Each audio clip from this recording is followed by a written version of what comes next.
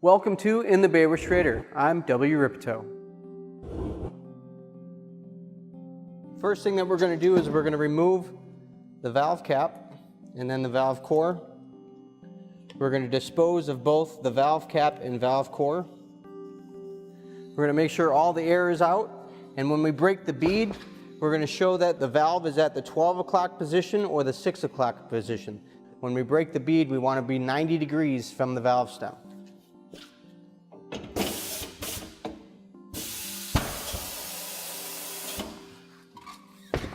There's the 6 o'clock position. To the back side.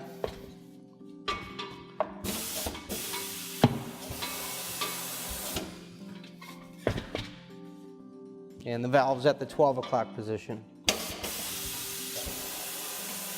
Okay, no wheel weights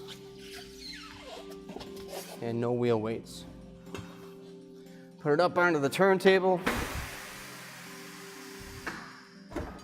We're going to swing the dismount arm into place. Ensure that we have the proper spacing from the rim. We're going to put the sensor underneath the mount-dismount head. This is our safe zone right here. From underneath the center line of the mount-dismount head to the back of the mount-dismount head. Okay, lube up the tire.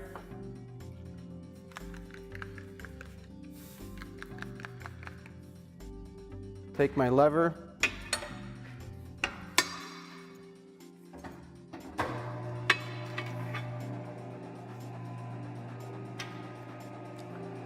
For the bottom bead, have the sensor right underneath the mount-dismount head.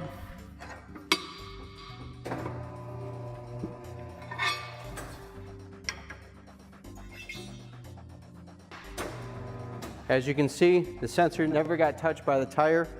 Removing the tire in that manner is the safest for the sensor. We're going to remove the T10 screw from the valve.